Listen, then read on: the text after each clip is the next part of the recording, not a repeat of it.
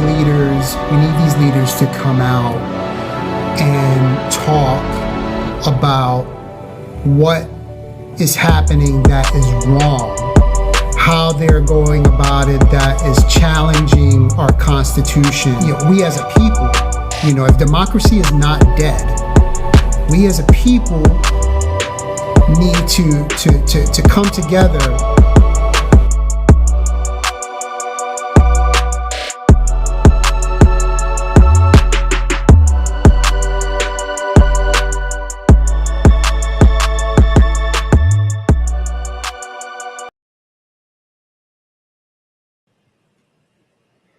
Welcome. This is 𝕍𝖊𝖋𝖆 the Daily Scroll. So what is this show? This show is basically a protest. It is going to talk about the status of where our country is currently right now. And it's based on my worldview. And my worldview is going to sound a little left.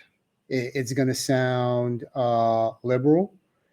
And if that's not okay with you, then feel free to unfollow me and feel free to not watch this particular podcast. But it is a worldview, and that particular ideology agrees with me more than anything. So if you agree with human rights, if you agree with life, liberty, and the pursuit of happiness that is inclusive and equal to everyone, then this is the show for you. And so what I'll be doing is just kind of doing a daily scroll of my Instagram feed and maybe other stuff in the future. Right now, the show is not live as I get a hang of this format. Just to give you a little background about me, I'm originally from New York City, born and raised in Brooklyn, New York. And I've been a mental health counselor and worked in higher education for over 25 years. That's a little bit about me and my background, and lived all over the country, lived in California, currently live in Florida. And so sports was my passion. Once upon a time ago, I played football, baseball, basketball, following sports and essentially wanting to podcast and broadcast about sports is originally how I got into the arena of YouTube and things of that nature, based on the current status of the country. I had to kind of switch gears and become a little bit more political because I think more voices like myself need to be heard. And I want to give a voice to the voiceless, to the people who maybe a little bit fearful in regards to the current times that we're living in right now. As I mentioned before, I want to mention that this is going to be a safe space. Hatred is not allowed here.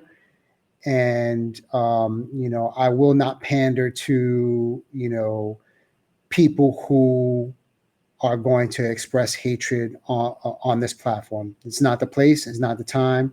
So essentially what I'm going to do is just kind of go through 5 different things and scroll through my Instagram feed, which reflects my general views of where this country is at right now, and just kind of give a little bit of narrative and talk about these issues that are stressing me. And if they're stressing me, they're probably stressing you. So as I get used to this format and just kind of this space, I'll be taping these. And I don't know how often I will get to doing them, as I do work a full-time job. but I will try to be a voice as much as I can to protest the current regime that we are facing right now, and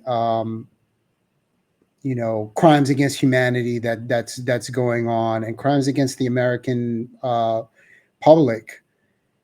We need to take back control of our country, and this is one of the ways that I think that we need to do it, is to let our voices be heard. So without further ado, let's go to kind of the first thing that I wanted to post and share. And that is this particular thing in regards to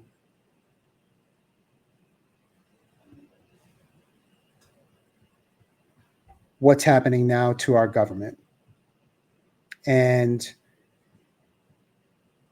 Elon Musk and his cronies, for lack of a better word, these are the people who are currently trying to gain access to our benefits in regards to Social Security, the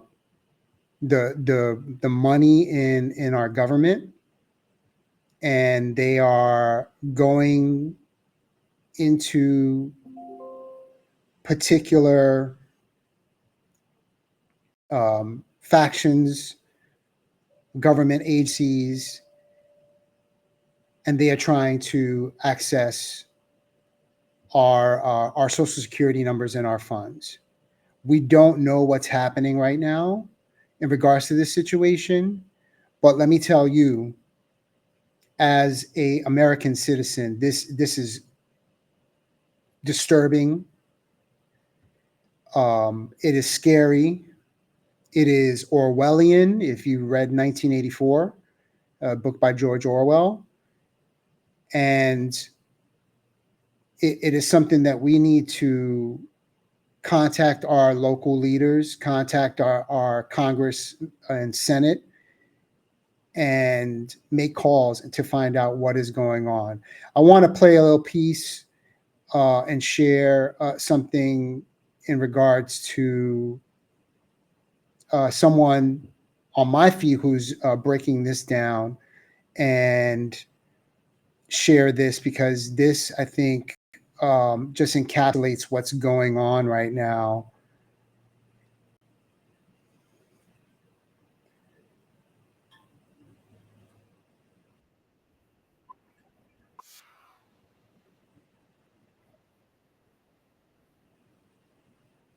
On Sunday, February 2nd. And tomorrow, I mean, this is 2 weeks since Trump was inaugurated. And it certainly looks as though Elon Musk and his little Doge minions have been handed control over the finances of the United States government, in complete contravention to Article 1 of the Constitution and the wishes of Congress, which has the power of the purse under Article 1 of the Constitution. And I did a TikTok earlier today where I talked about this just for a minute or so. And I said, I really, really, really hope that there are reporters out there who are trying to find out who these people are, who are helping Elon Musk and who are now working in these incredibly sensitive positions in our government. And God love them, Wired magazine came out with an article today called "The Young, Inexperienced Engineers Aiding with Elon Musk's Government Takeover." This article was published today by Wired magazine. So I want to share that particular article. If you haven't seen it yet, the article that he is referring to is this one, where it says that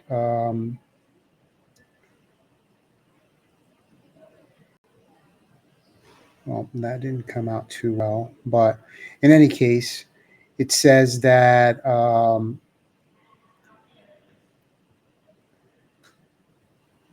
Wired has identified 6 young men, all apparently between the ages of 19 and 24.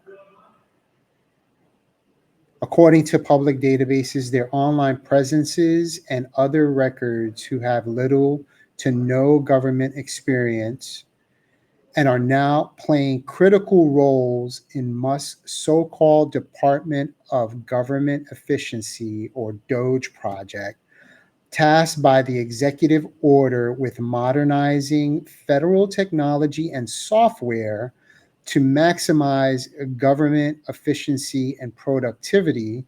The engineers all hold nebulous job titles with DOGE, and at least one appears to be working as a volunteer.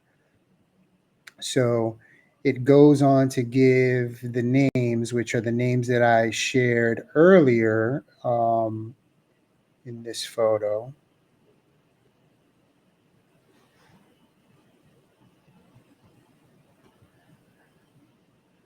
The 6 men and engineers are Akash Boba, Edward Korstein, Luke Farator, Gautier Cole-Killian, Gavin Kliger, and Ethan Sheltran.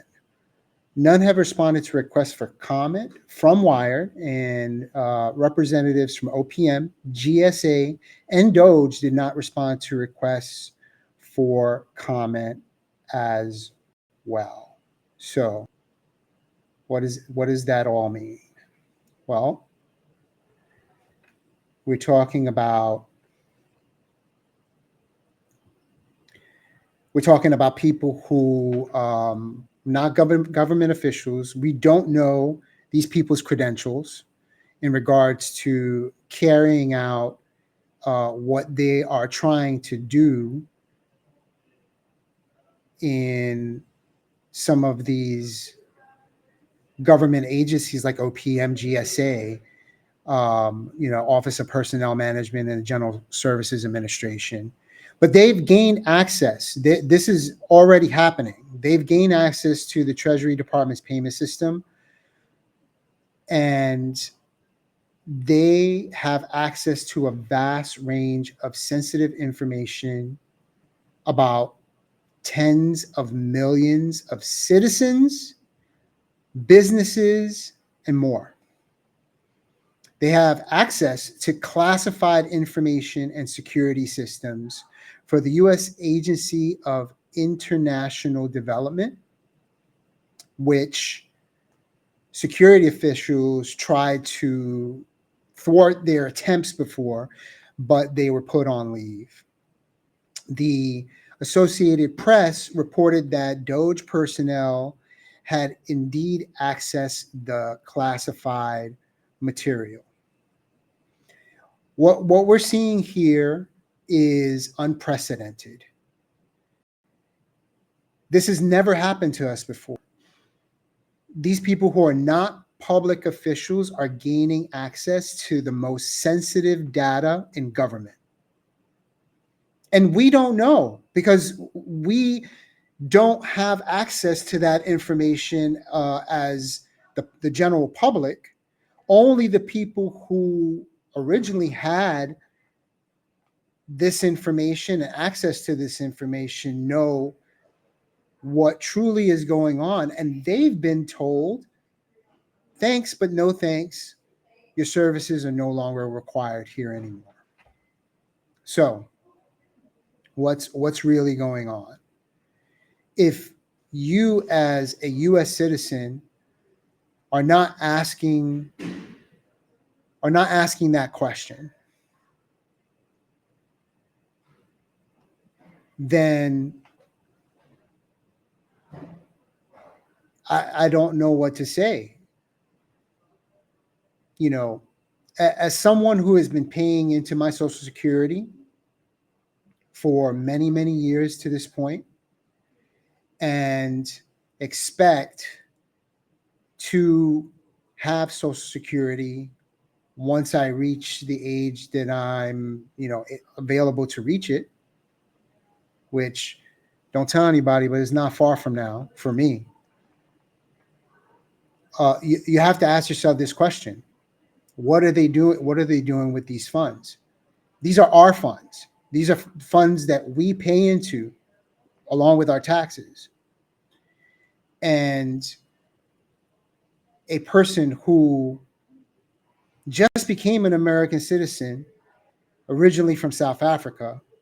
Yes, he's the richest person in the world currently to this point as we speak. Those two things are, mutually exclusive. Is now having access to this information and doing God knows what with it, as a citizen of the United States, has me extremely concerned about what they're doing with those funds. So, generally speaking, I have an issue with it.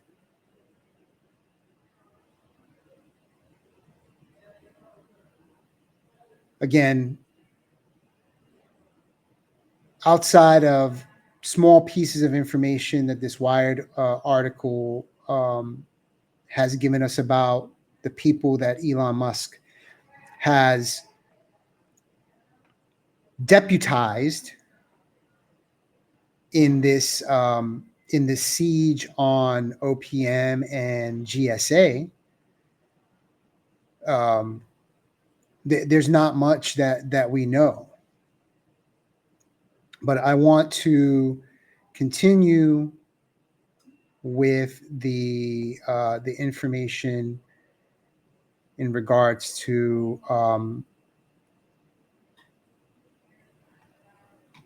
this podcaster is putting out there in terms of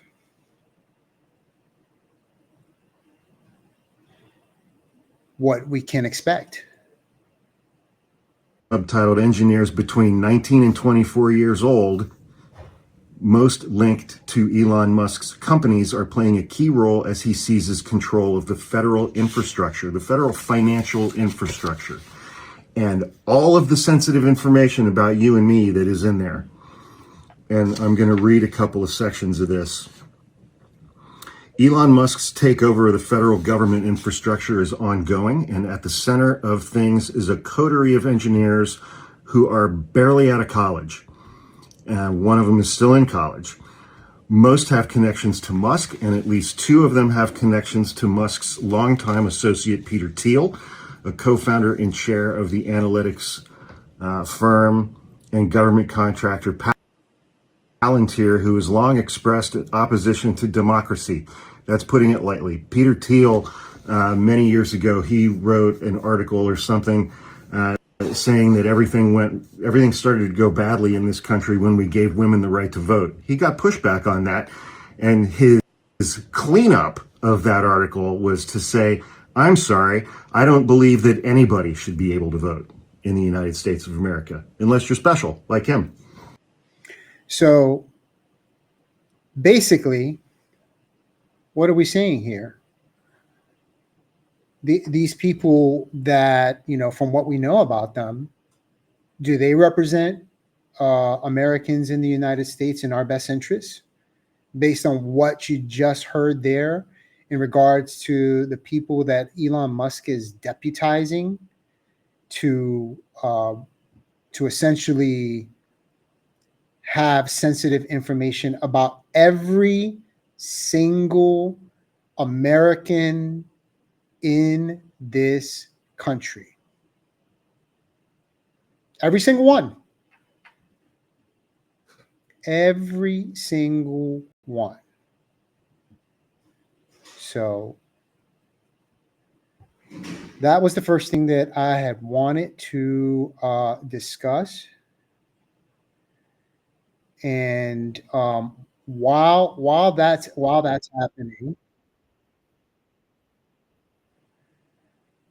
happening,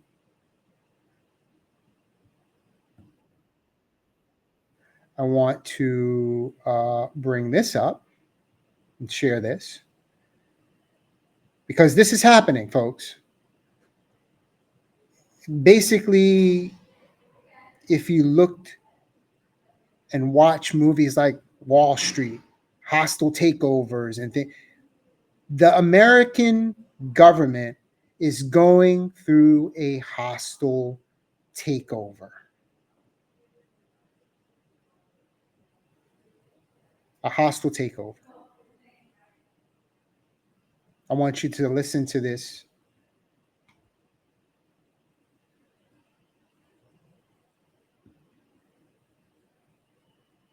And I want to see if this comes up. But listen to this.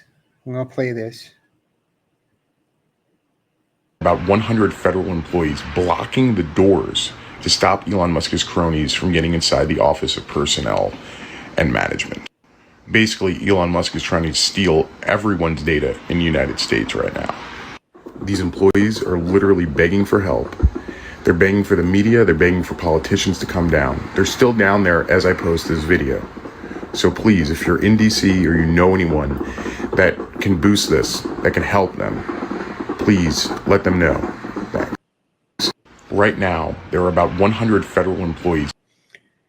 So essentially right now, it appears that federal employees are trying to, they know good things cannot happen in what's going on right now at this particular moment in time. The small group of young men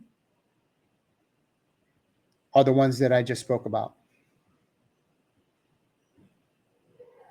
The cronies, the ones that Elon Musk has deputized to go basically,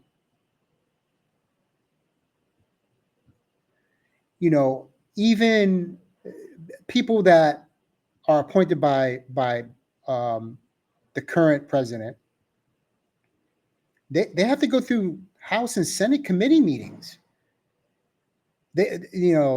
The Senate has to approve them to, go into these different positions of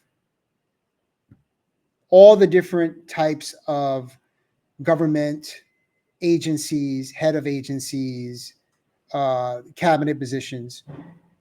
These people, without any kind of Senate committee or, that represent us, the people, they have not been vetted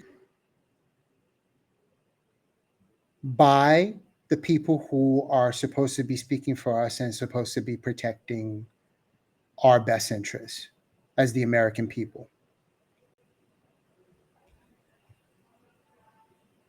Again, I don't know how you feel about this, but this does not represent me. I don't think this represents America. I don't think this represents democracy. And I'm curious to hear people, no matter where you stand, in regards to what you think this represents in our society, in our American government, and in the United States of America today. Because it doesn't sound like a democracy to me.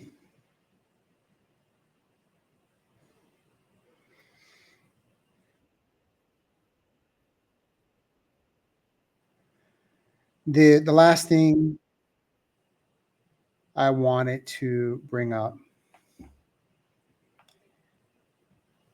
has to do with immigration, and this New York Times piece and article was one that caught my attention in regards to the way that our U.S. government is putting together pieces of propaganda to give to our American public, that, in my opinion, don't represent what's actually happening in the public right now today.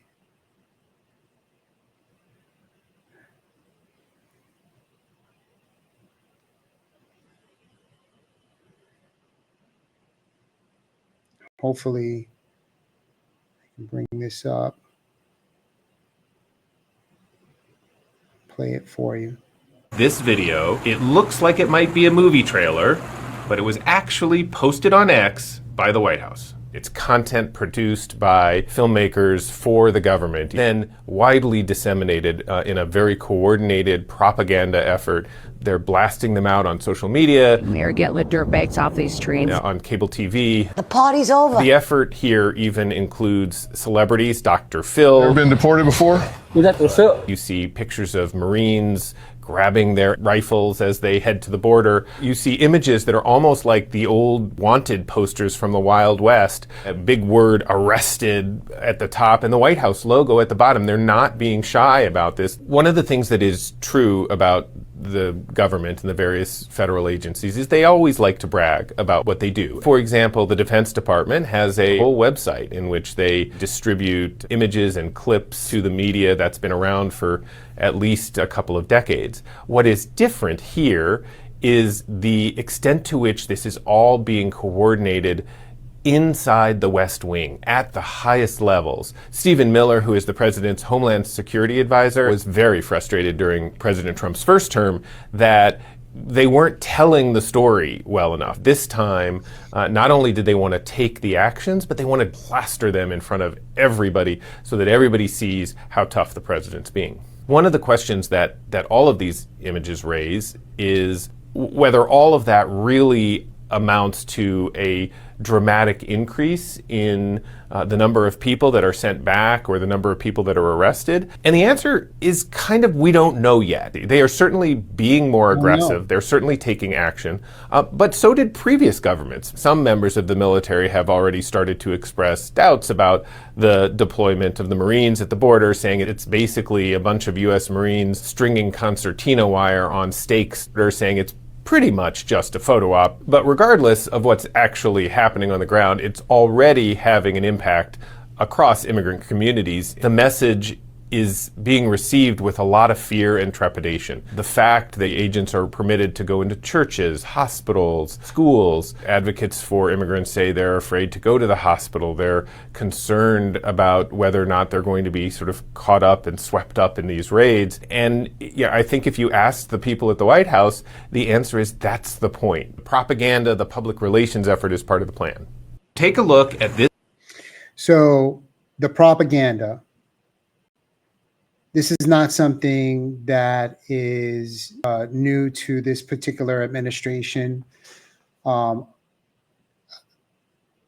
thoughts on that is apparently they didn't have enough time to do a lot of this in the first attempt in the administration from 2016 to 2020. And they are ramping the propaganda up. All phases of the administration, but the immigration is probably like the top level propaganda that is going across the country right now to justify what's going on, number one. And number two, to show the people who apparently voted for this to happen in this administration, that they are basically delivering on promises to the American public.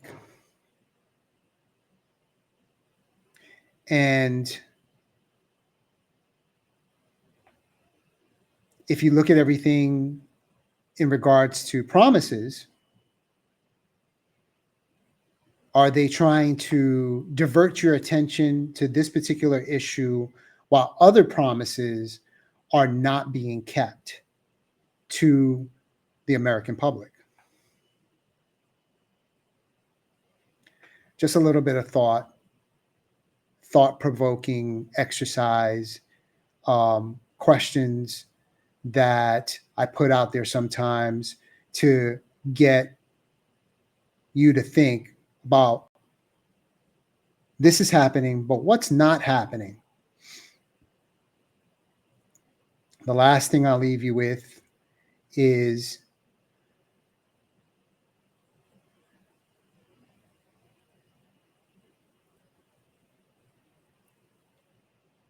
this.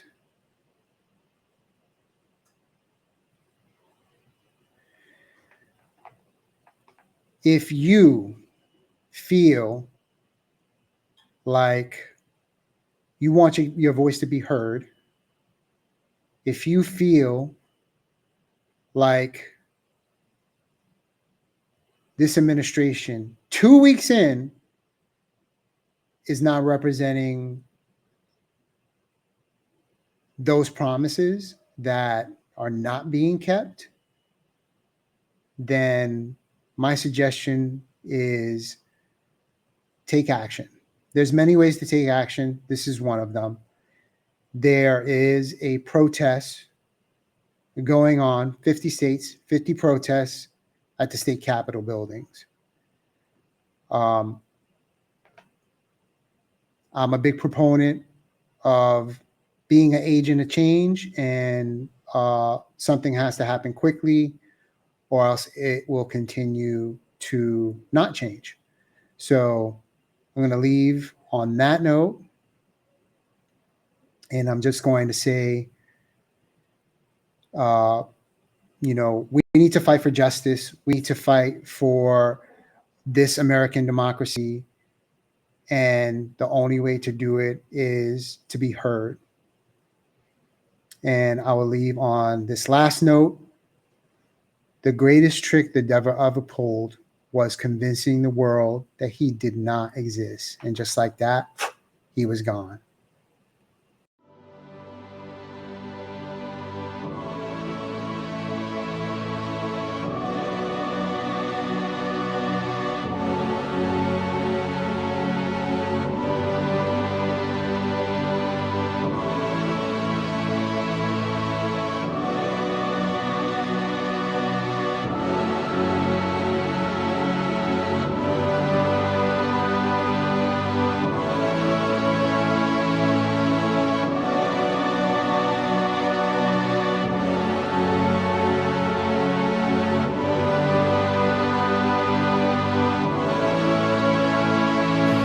We need these leaders to come out and talk about what is happening that is wrong, how they're going about it that is challenging our Constitution. We as a people, if democracy is not dead, we as a people need to come together